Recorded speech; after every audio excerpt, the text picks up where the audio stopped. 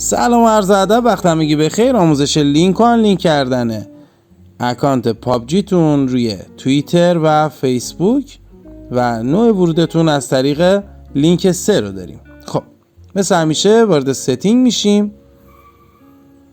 قسمت بیسیک این علامت مثبت رو انتخاب میکنیم. فیسبوک یا توییتر رو انتخاب میکنیم. حالا ما اینجا توییتر رو کلیک میکنیم که فیسبوک هم دقیقا به همون شکل هستش. توییتر رو که کلیک کنیم یه صفحه واسمون باز میشه.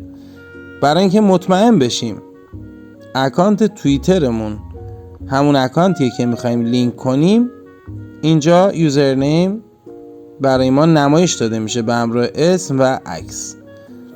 آخر همین گزینه آتورایز اپ یا اجازه دسترسی به این برنامه رو انتخاب میکنیم. اگر هم این نباشه کنسل میزنیم، از برنامه خارج میشیم. توییتر قبلیمون رو لاگات میکنیم و توییتری که میخوایم اینجا به این شکل به ما میگه که اوکی شد و لینک انجام شد. همینطور که میبینید علامت لوگوی توییتر به جای اون علامت مثبت اینجا ظاهر شد، یعنی اینکه به راحتی ما لینکمون انجام شده بدون هیچ مشکلی.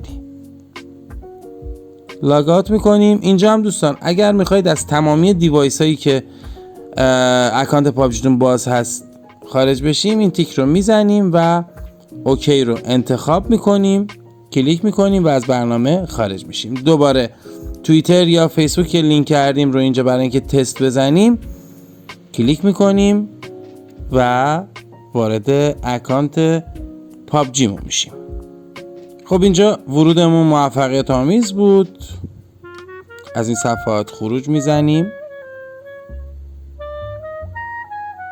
و دوباره بوس به کله همتون. این دختر خانم زیبا بوس فرستاد برای همه شما. خب تا اینجا در مورد لینک کردن توییتر یا فیسبوک به اکانت پابجیتون بود. از بازی خروج میزنیم. دوباره توی صفحه اول فونار ایمیل انتخاب میکنیم. این قسمت جیمیلمون یا ایمیلمون که لینک 3 انجام دادیم رو تایپ میکنیم. اینجا اگر پسوردتون رو فراموش کردید فورگت پسورد، اگر هم که نه پسوردتون رو میزنید. اگر دیدید که ورود انجام نشد با پسورد، از طریق کد و ارسال کد به جیمیل یا ایمیل کامپلیت که میزنه یعنی اینکه اوکی هست، کد ارسال شده. اگر بیش از اندازه بزنید قفل میشه. تا به مدت 24 ساعت شما نمیتونید از این طریق وارد اکانت پابجیتون از طریق لینک 3 بشید. از طریق توییتر، گوگل پلی، فیسبوک، گیم سنتر میتونید ورود کنید، فقط از این طریق با زدن کد نمیتونید ورود رو انجام بدید. خب از طریق لینک 3 که ورود رو انجام دادیم بعضی مواقع خطا دریافت میکنیم، یا به خاطر DNS یا فیلتر شکنمون یا نوع اتصال به اینترنتمون هست.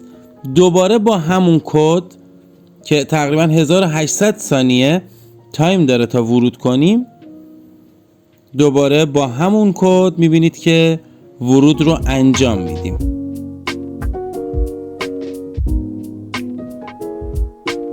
ورود کردیم، حالا میخوایم آنلینک کنیم. دوباره ستینگ بیسیک و اون بالا زده آنلینک اکانت، حالا یا توییترمون یا جیمیلمون رو میخوایم آنلینک بکنیم. خب اینجا توضیحاتی که به ما داده، به ما گفته که 30 روز بعد از این که ما اکانتمون رو روی یکی از اینا لینک کردیم میتونیم آنلینک بکنیم.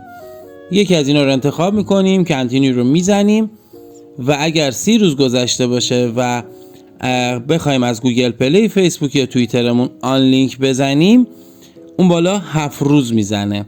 به مدت 7 روز از هر کدوم از اکانت‌ها که آنلینک کردیم به مدت 7 روز به هیچ عنوان با اون اکانتی که آنلینک کردیم نباید ورود بزنیم. بعد از 7 روز آنلینک میشه و تمام.